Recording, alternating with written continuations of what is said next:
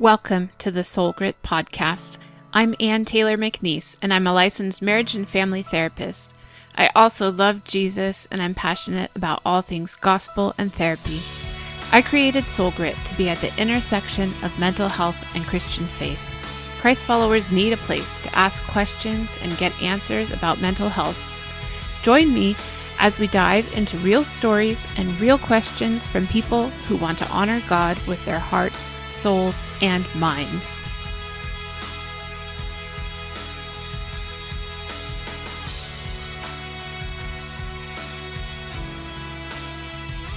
Thank you, everyone, for joining me on the Soul Grit podcast. This is Anne. I'm back here today with my new friend, Sovann Pen. He is a counselor in Portland, and we just were chatting before we pressed record, and we found out that we actually have quite a bit of overlap in our past. So we both went to Western Seminary. Sovann went to the Portland campus, which is the main campus, and I went to the San Jose campus, but it turns out we know some of the same people. So welcome. Can you introduce yourself a little bit? Yes. So my name is Sovann Pen. I've been here in Portland since 1992. I moved up from Southern California, and I thought I was going to be here for a year. But as things happen when you go to Bible school, like I met my wife there, and so we've settled here. And I've got 3 kids. 2 of them are out of the house, and our daughter is a senior in high school. So we're going to be empty nesters here pretty soon. Yeah. And I love doing individual and couples counseling here in town. And half of the week I work for Kaiser Permanente, an HMO out here on the West Coast, and as a health coach. So I have lots of conversations with people about their healthy habits and their emotional health. Yeah. And then the other half of the week, you're working in a counseling center? Yes. And a New Day Counseling Center is on the campus of Western Seminary. And I help out a little bit sometimes with the classes on campus. Oh, fun. Love doing that. Yeah, that's a great opportunity. So I invited you here, Sovann, because I mentioned this to you. You have a social media presence, like you're hanging out there a lot. You said just kind of for the social connection.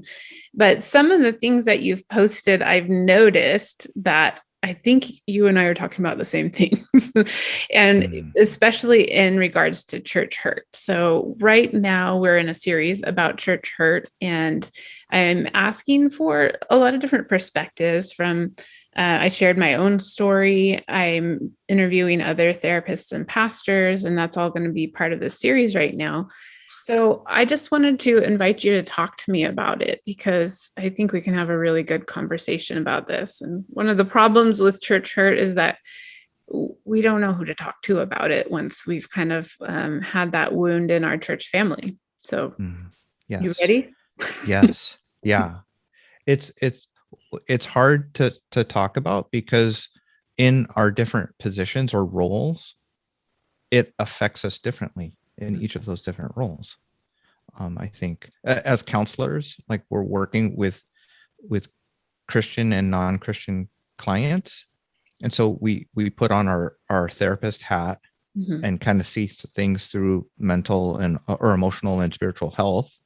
Yeah.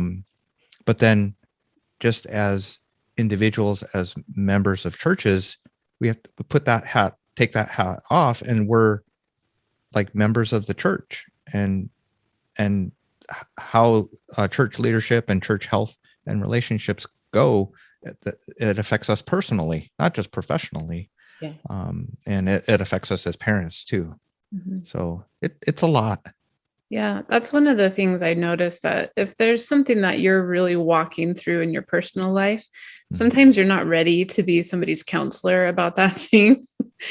And that's definitely happened in the last year as more and more people are walking through church hurt. I think maybe just because of the shakeup of the pandemic, and church has changed over the last year or so, that there's people that are coming to me that want to talk about this, and I want to talk about it with them.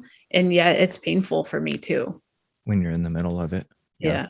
Graduated 15 years ago, but internships 2 years before graduating, have been talking to people about being in church communities here in Portland for years. And so I would say uh, talking and walking with people through their church experiences was first, and then we've had our own kind of situations with church, and then as our kids grew up, Yeah. then it's like, oh, like this is not just for other people, this is like our story too. It's a different layer.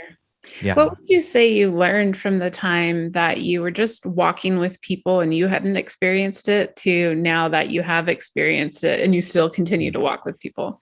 Yeah, early on, so mid 90s, uh um uh starting to go through grad school, um for a pastoral degree, church leadership degree, and then eventually a counseling degree. Have always been interested in church leadership and healthy church leadership, and healthy small group ministry, because for I'm passionate about small group ministry for the last 20 years. Yeah. And doing that well and making sure that small groups are safe for people. So I would say maybe just some of the things I've learned is it finding your own identity and owning your faith and your beliefs. It's a normal part of growing into adulthood, and it's something that most people, or a lot of people, go through. And there was a popular book, Blue Like Jazz, written by Donald Miller, and he was here in Portland as he was writing about that, Reed College, and being a part of a church community here. So a lot of people resonated with that, and a lot of millennials in Portland, that he gave voice to their journey of trying to find like the way they express or follow Christ. And it's there's a fundamentalist old school. I'll just speak straight. I'll just lay it out there. The the old school conservative Baptist, and I'll say that because I'm a pastor kid from a Baptist. My dad was a Baptist. Went to Baptist seminary. It's kind of evolved from the old school way of doing church. Kind of the legalistic rules and culture, and expectations on people. This dynamic or tension of people trying to find their way, and differentiate and individuate from their family of origin. Hopefully that's not too counselor psychobabble.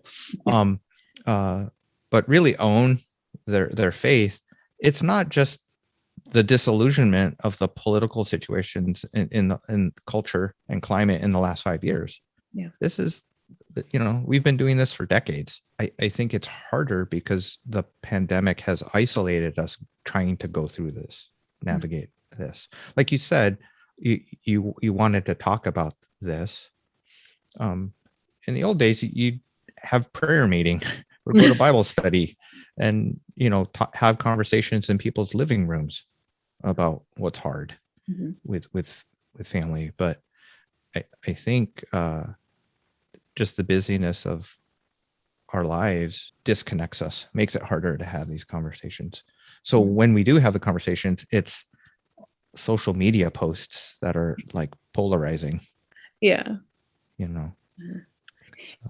And if you're like me and you're like a church person, I mean, I've been in church since I was 2 weeks old, and so you really like your social circle and really your sense of family. Like we've been small group leaders for 20 years. Like our church people are our people, and so if there becomes some kind of fracture in the church relationship, like who would you invite into your living room to talk about it? Like the people that you trust are the people that you're starting to have a problem with. Just like in therapy, when we have somebody that's having family issues, they have to come and hire us as counselors. That's an outside person to hear what's going on in the family, and maybe we help them. But in church, it's like there's a different layer. Like I had to find a counselor who had herself been a pastor's wife and gone through some church hurt for me to feel like somebody would get it, you know?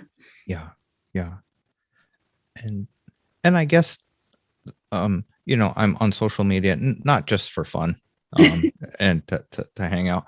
I think that, objectivity, it is something that has been helpful. I really do think friends on social media, people I haven't met in person, are some of my closest friends and safest friends. Yeah. I feel the same. I actually listened to another podcast that talked about virtual friendship and how you can actually have successful friendships with people who you've never met in person. And that's been true for me. And yet there's still something about having like a tribe that's local that can walk into your house and open your refrigerator. And you need both, I think. Yes. Yes. And that's one thing I'm grateful for. So we changed churches, our family, around Easter of this year.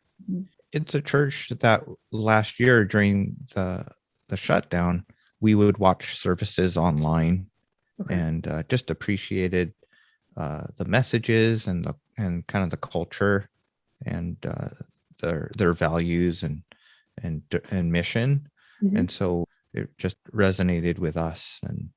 And so we made a change, and it's hard because in the 27, I think 27, is it 27? Yeah, 27 years of marriage, my wife and I, we've probably changed churches like 3-4 times. So we kind of have this thing where we like make a change every 7-8 years. And the 7-year itch, huh? Right. So part of me is like, it's me. It must be me, right? It's not the church. It's like there's something, you know, some avoidant attachment problem with me or something. Sounds like you need a therapist. You know, but so I have mixed feelings about making changes with church because we've definitely been part of the small church plant where I wanted to teach the kids that we commit to church and we're loyal and we stick through hard things and we don't just go to church because of what we get out of it and for our benefit, but we sacrifice and do hard things and you know, we set up chairs in the middle school gymnasium and don't have like the church building for years, and that's fine because we're being a part of what God wants us to do. All the messages from being a pastor's kid and missionary kid, right? We sacrifice, but then part of me is, wait, like church should feel like family too, and should be safe, and the life is short too, and it's not necessarily more spiritual to be under stress and in pain in your church community. Wait, say that again. Right? Like it's not necessarily more spiritual to be under stress and in pain. And part of me is like, life is too short to be in an unhealthy or like negative church culture or home. If it doesn't, especially if it doesn't feel like home. You know, I know people who go to church for 10 years and do not feel known or feel like they have friends. And they go to church because they think it's the right thing to do, but they're not deeply known and they're still struggling with the same patterns and issues. And going to church has not healed them from their upbringing. You know, I want us to do better discipleship, not just for church growth and numbers, but don't just go through the motions and attend church because you're supposed to. Are we helping people live the life that God wants for them deeply? We're all searching for love and acceptance and a real real transformation and growth spiritually. Mm-hmm. And church is hard. So if you're going to do it, it's got to be real and genuine. But there's so many things that can go wrong. So I'm curious, and like when you think of church hurt, like what are some of the things that like cause that, like with your clients, or or even with your family or friends? Mm-hmm. Well, if I could just start personally, I think that when my pastors left, it felt very abrupt. And my first thoughts were, if I had known they were struggling like this, I would have done something differently. I would have stepped in. I would have offered more support. I would have made sure they got sabbatical, or that they got counseling, or they got something. There was something not right in our system that caused them to leave so abruptly To get without to that point. yeah. Yeah. And so that was my first response, which was really like, I love these people, and I want to have compassion, and I want to understand what's going on.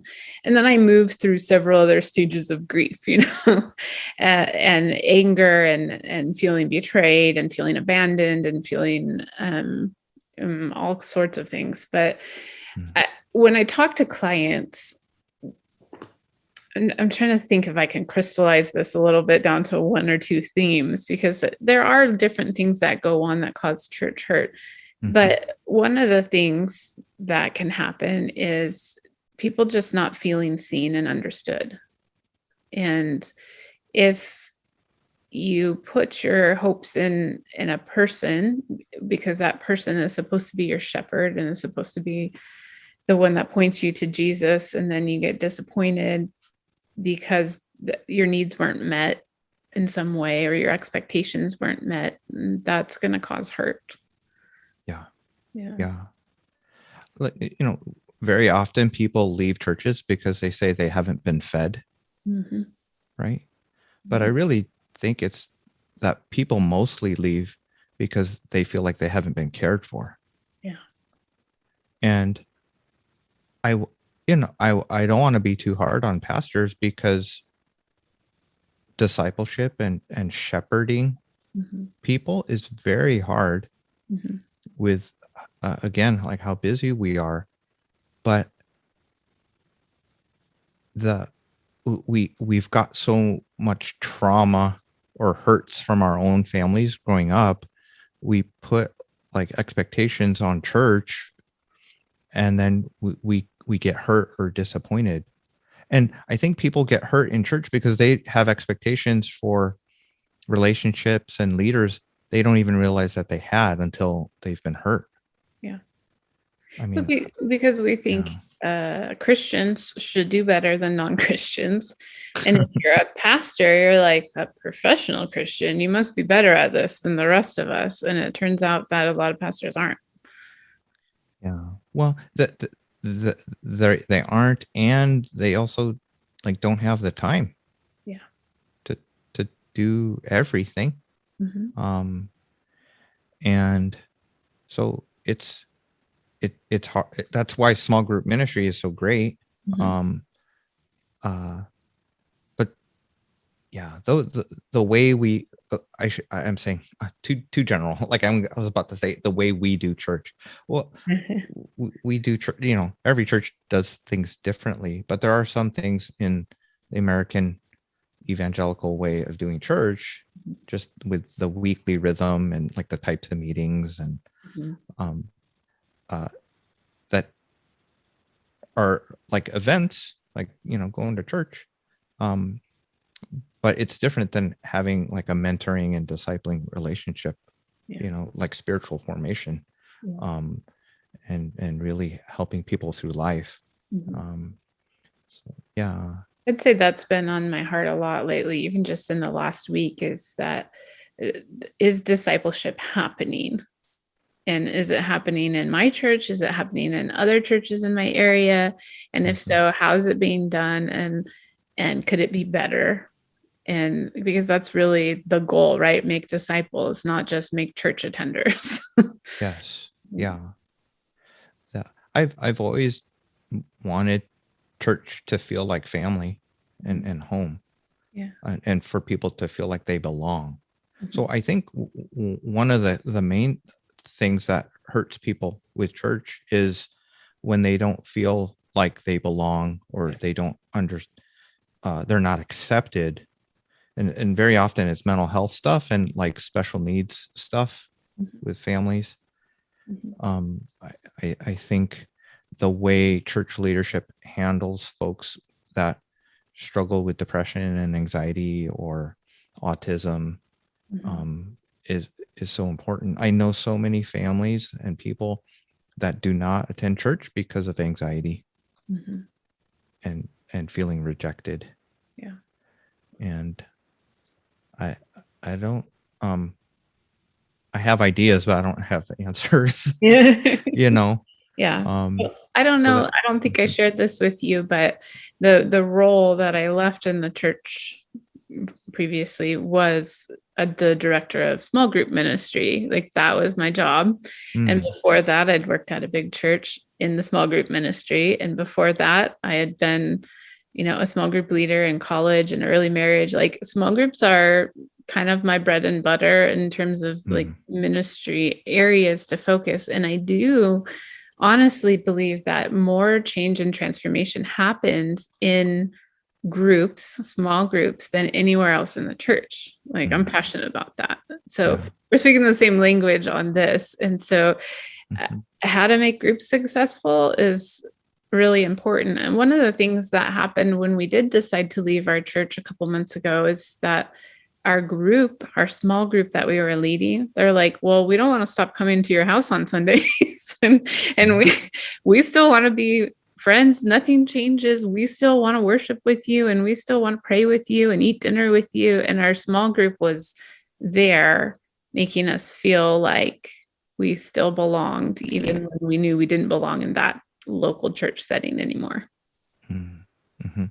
So you're still figuring it out, Yeah. how to do the relationships. Yeah. Yeah. And like we left the church, and our new church, my son wanted to get baptized. And so I just let our small group members know, hey, he's getting baptized. And half of the group showed up at the new church where they don't even go. you know?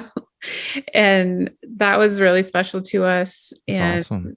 Um, and yet we want to make connections at the new church. So last week we signed up for a new small group and we sat in somebody else's living room. And then we thought, wow, how many years has it been since the small group wasn't in our living room and we weren't the leaders of it? It's a Yeah. totally different experience. What was that like? It was different, like just showing up and not having to clean the house. And, Yes. you know, my house is really dirty right now because I'm not leading the small group right now. Right. Yeah, different. Yeah.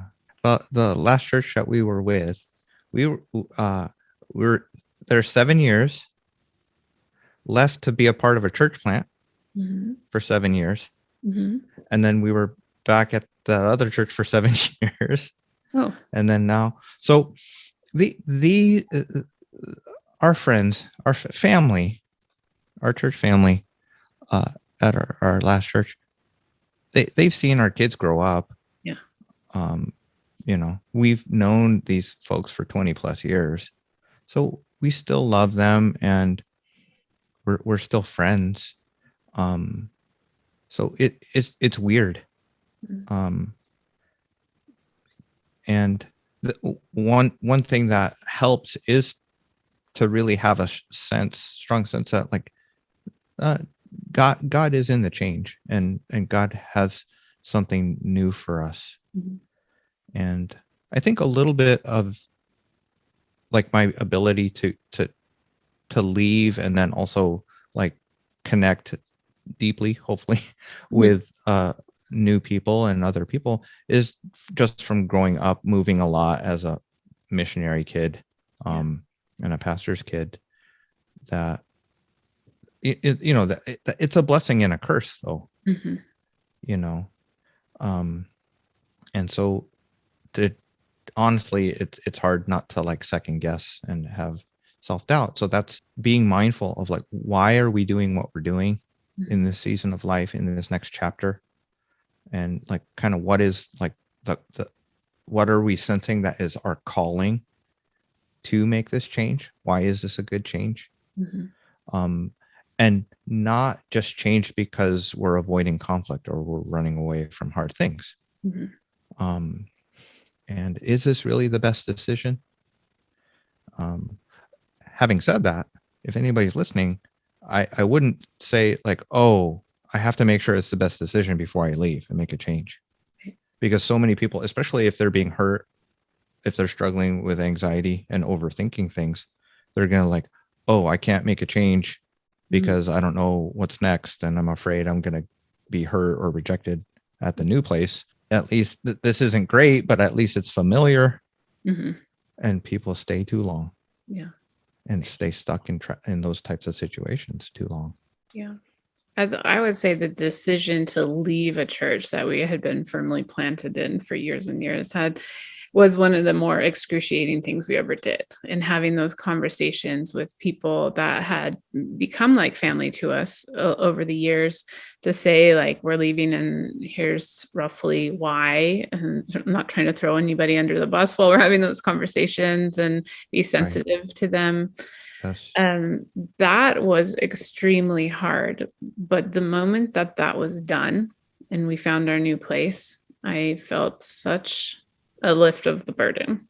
I felt freedom for the first time in a long time. That's great. Yeah. The feeling of when your pastors decided to leave, right? It felt abrupt. And so you knew how that felt.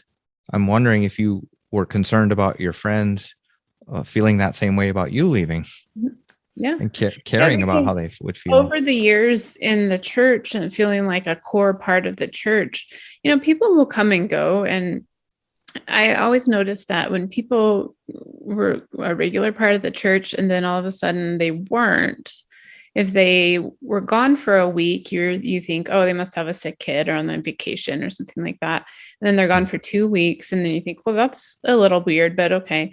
And then they're gone for another week. Then you start thinking, what's going on here? And for the most part, when families would leave in those kinds of situations and never say anything, there was always that part of you that kind of wondered, but I would also get my feelings hurt, not because I was personally like their best friends or anything like that, but because the church is my family. You can't just like abandon my family without saying anything. So when it came to us leaving, the people that we made sure we had conversations with was the pastoral team, as well as the people in our small group. And we met with each of them individually or in couples if they were married. And we talked through our reasons. And if they needed to know, we gave them information. That if they weren't that interested, we didn't do the labor of sharing with them everything that we were going through. Right. And the people, I think, appreciated knowing that this was a prayerful decision and that we didn't like the idea of leaving them, but we knew that God was removing us from that situation. Two significant reasons we've made a change is just how the church youth group was going. And the church plant that we were a part of, probably 80-90% of the attenders were like under 30 for the first 5 years, and most of the kids were under 8. So there was no youth group. Probably now they probably have over 150 kids in their youth group, I'm sure. Oldest daughter, she didn't really have a youth group going through high school. And our son's 4 years younger, and we just felt like, yeah, it would probably be better for JJ or my son and our youngest to be a part of a church that has more of a youth group. And so that was probably the main reason we made the change. And it was great. It was so helpful. Youth pastor Micah, he's such a great leader and youth pastor. And so sometimes we make changes where it's not because of church hurt or unhealthy leadership, but it still hurts. It's still hard to leave relationships that you've invested so much in. And even though you're around town and you're like, oh, hey, but it's different. Yeah. It's different when you change. Yeah. That was one of the reasons too, that we left my daughter starting middle school, and it had been a couple of years since she even had another kid that was the same age as her in children's ministry. She was the oldest one there. Yeah. We knew that going into 6th grade, she would join the youth group and she would be the youngest one. There were no other 6th grade girls entering the youth group. And she would, the 7th, 8th, 9th, all the high schoolers, they already had relationships formed. And we didn't want her to be the new kid coming in, the youngest one, and try to break into those little groups. So we had to find, really a big determinant of where we ended up was, do they have a good youth group? And is it big enough that she can find her people? Yes. Yeah. So we went through that with our eldest, Catherine. She was 4 years older than all the kids in the church. And then now we're doing it again with our youngest, who's 8 years younger, and now a senior in high school. But it's definitely different because we've just gone through a year and a half of pandemic. As adults, I feel like we have more resources to get our relational needs met and kind of navigate the imperfections of church. Like a year or two of youth group experience, that can really shape like how a person feels about church. Yeah. And it can influence their adulthood. Yeah. Sure. So when youth group is great, it's great. And when it's bad, it's significant. It's important decision. We're both kind of in this season of life where we're settling into new situations. How do you feel about the two areas? And you can be careful with this. So how has pandemic affected people's experiences with church, and how has the politics affected that? Because that's kind of the main thing I'm talking to people about. Yeah. Oh, and it must be really, I'm guessing that it's different from Portland to where I live, in a kind of suburban area of Southern California, an hour away from San Diego or LA. So it's not like the metropolitan area, So pandemic, what I notice is, and my friend keeps telling me, God's doing a sifting. And I think when people didn't get to go to church in person, just like so many other things, that our routines got shaken up, and we started doing church and jammies on the couch with pancakes. And then you got kind of out of the rhythm of doing church. And then what also happened is it became a little bit easier to change if you needed to change. So people who weren't that serious about continuing their discipleship or their actual like learning and worshiping God, like they didn't find as much need for church once they were out of the habit. And then people who maybe realized that their church wasn't quite right for them are switching churches and looking for something else. Now, I think that also is influenced by your second area, like the political area.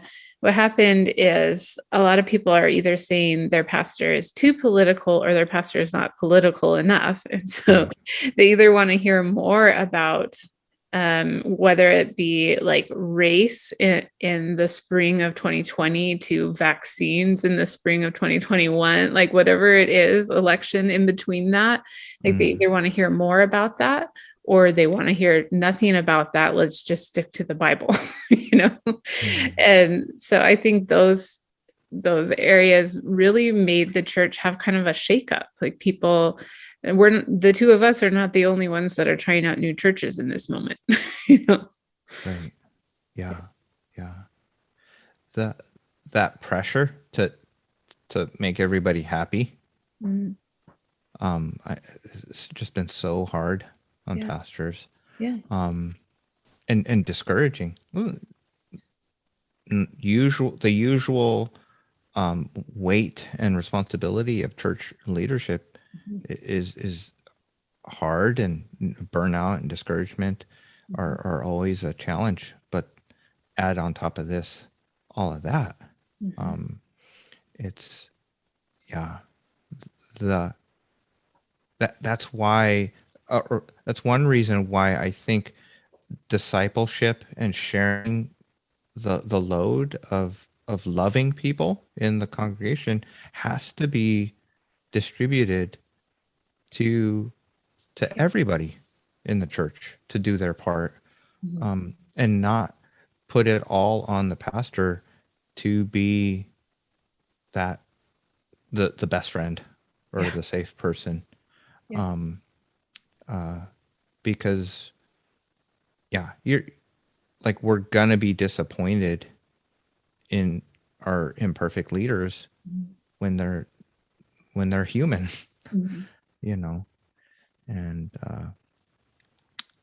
yeah, it's so hard because a little bit what I'm saying is you don't have too high of expectations for your leaders, but Mhm. then the sometimes the pendulum swings to like have too low, Mm. and then like so then you don't engage or trust, Yeah. or you're guarded, and you don't like commit Mhm. and open up, because it's like, oh, like pastor can't handle me and like my story, Yeah. or is too busy. So then again, I just kind of show up on Sunday and attend Mhm. a church service, Mhm. but not really be actively engaged in the life of the church and the community of the church. Yeah. Um, yeah. And Christian counselors do have a place in that equation too. Like sometimes Mm, what you're going through is going to be more than your pastor can shoulder at the moment mm, because he's got 300 other people or whatever. yeah. And sometimes those situations are going to be where you do need to call a counselor who also loves Jesus, that's going to walk with you through some of those deeper personal, familial, or spiritual issues. Mm. So there's a I, place. I'm glad you mentioned that. Yeah. Yeah. I kind of mention that every episode. So Yeah. When I uh, was in training to be a counselor, I thought like, oh, like I'll become a counselor and then hopefully like be on staff at the church and like handle the pastoral counseling stuff. And then I learned about dual relationships and yeah, ethical things, and like, oh, then how am I going to do this? yeah, Like, um, so emotional health in the life of the church has always been important to me, but yeah. like learning about how to do the boundaries of that, Mhm. um, and then also just being involved in small group ministry is kind of the way to kind of Yeah. do that a I- little bit. Yeah, yeah, yeah. exactly.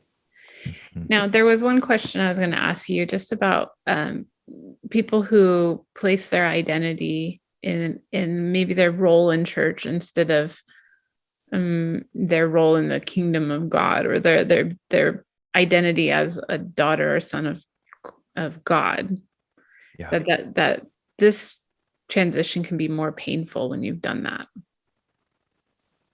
Yes. Yeah. Because you can feel very lost Mhm. when we are in a role in church, kind of have a job. There's lots of feedback about am I doing what I should be doing?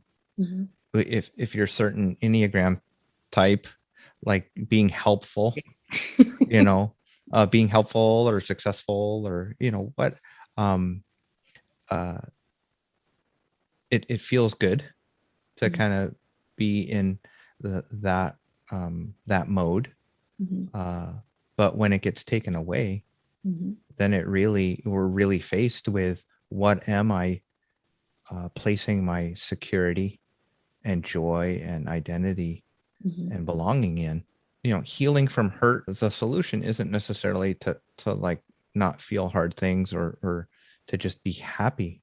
Mhm. I think healing from hurt is more that there's coming to a place of peace Mm. and acceptance, um, and still trusting, still being hopeful, and still having faith in God, and still being hopeful about church and relationships, and not being cynical, Yeah. because we connect and become a part of a church body, and it's God's design for us to live the life of faith in relationship with other people. And then something happens and we're hurt, and so we pull back from the pain of being in the connection and trusting people. But then when we pull away, we're isolated, and that's not the solution. No, doesn't solve the problem. No. Right. Mhm. So we're kind of like we have distance and pull away from maybe someone who's hurtful, or Mhm. but we can't stay there. Mhm. So trying to find the acceptance or forgiveness, Mhm. or finding a way to reconcile. Unfortunately, you can't just read one book or listen to one podcast to make it all better. Yeah. Yeah, it has to be with being able to talk about it and tell the story. That's why I'm glad we're talking about it. Yeah. Yeah, I mean, it is good for the two of us to talk about it, and maybe some other people are blessed by the conversation and maybe encouraged to talk about it, whether that's with just a friend or with a counselor or a pastor, even. Um, I think, part of my experience over this last year has been going from having like a role and a title, and being an Enneagram 3, being pretty excited about having a title. As Mm-hmm. silly as that sounds, like that's just part of the way that God made me, that I like to have those accomplishments and have the recognition for the accomplishments. And so going from that to not knowing what my role was, to now in a new church actually taking it on as a discipline to Mm-hmm. not have a role and to not serve in every need that I can see, because I can see needs and I can see how my gifting would help with these certain needs, and that's not where God has me right now. I'm Yeah. purposely taking a time out to work on the ministry of my clients, this podcast, and my family. you know? Nice. That's kind of the assignment right now. Yeah. That, Yeah. that And it kind of makes me want to barf, because I really would like to have a role at church and I'd like to be in the inner workings of church, but that's not, I have to wait. God told me I have to wait. yeah. That's really good, Anne. For people going through a church hurt, leaving a church, I definitely encourage them to do what you're doing and to not necessarily jump into just the next ministry leadership position or Yeah. place to serve. Um, to to give themselves permission to heal and rest, Mm-hmm. especially if you're burned out, Mm-hmm. um, and kind of clear your heart and your spirit out. Yeah. I forgot. I think it was one of Annie Downes's books where Okay. she talks about like a jar with like uh like pond water, like all the dirt, and it's just kind of murky, Mm-hmm. and then just letting it sit still and let it get all settled so that it's clear. Mm-hmm. I think it's we it definitely helps to resolve your issues, Mm-hmm. um, if you change churches, especially if you are in leadership, because that kind of helps you purify your motives, Yeah, um, for sure. and and heal the hurts, and grieve the disappointments, Mm-hmm. and the loss. Um, yeah, uh, I I'll share this. The uh, first run through as an elder, uh, learn a lot of lessons. I'm actually gun shy to like aspire to do it again, Mhm. even though like my wife has encouraged me over the years. Um, it's hard. It's hard to be a pastor and elder. Mhm. Um, and the, I mean, I got to the point where like I would dread elder meetings, for different reasons. Mhm. And being, if I had a do-over, like I'd be braver to talk about what wasn't working for me, and why it was hard. Kind of like what you described, like all of a sudden your pastor's deciding to discontinue.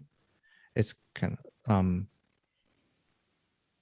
being more open and honest about how we are all feeling, Mhm. about how things are going Mhm. earlier. It can help so much, I think, with church hurt. Yeah. Open, honest communication, but trust needs to be the foundation of that. Mhm. And if we're not being honest, if we're hiding and only showing parts of ourselves, then that needs to be addressed Mhm. in a church culture. The more we can commit to that individually as individuals or families, then that's how we can influence the church, even if we're not in leadership, Mhm. about inviting other people to share their stories and be more open and honest. And hopefully that's how we can love and care for each other better. There's like a whole other spin-off episode here about emotional health in church, huh? I almost want, if I had more time, I wish it could like switch and then I interview you for my podcast. Will we do that next time? Okay. I still really would love to interview you, Anne, about the Okay. work that you do. I'm game for it. Mhm. Yeah. So I feel like there's a lot more places we could go with this, right? This is a conversation that is by no means over, but I do want to be mindful of people's time. So I'm going to ask you our wrap-up question, which is, what are you doing now for soul care? So lately, I'm starting to think about writing more, Yeah. and have kind of put that on hold. Not just reading and consuming, but writing and taking the time to just kind of processing what I'm learning. Mhm. I think that's definitely helpful. Are you talking about writing in a journal, or is there a book coming out for us? Well, so I wrote a book probably 4 years ago, four Okay. and a half years ago now, that is dormant, Oh, and dormant book. on parenting, and so kind of picking that back up, Mhm. and I'd love to write a book about counseling, Uh-huh. and marriage too. Yeah. Yeah. Great. I can't wait to see that come to fruition. It is like a discipline, right? Like writing, just to get in the flow of writing and to process your own thoughts and feelings and what God's saying to you. And then a different kind of writing for other people to read, right? Yes. So, Yeah. good. Well, I'm glad you're taking care of yourself that way. And I just want to thank you for starting out this conversation with me. And hopefully there's more opportunities for collaboration down the road. But thanks for your time today. You're welcome. Thank you, Anne. The Soul Grit podcast is a production of Soul Grit Resources. You can find more at soulgritresources.com or on the socials at Soul Grit Resources. You can email me at info@soulgritresources.com.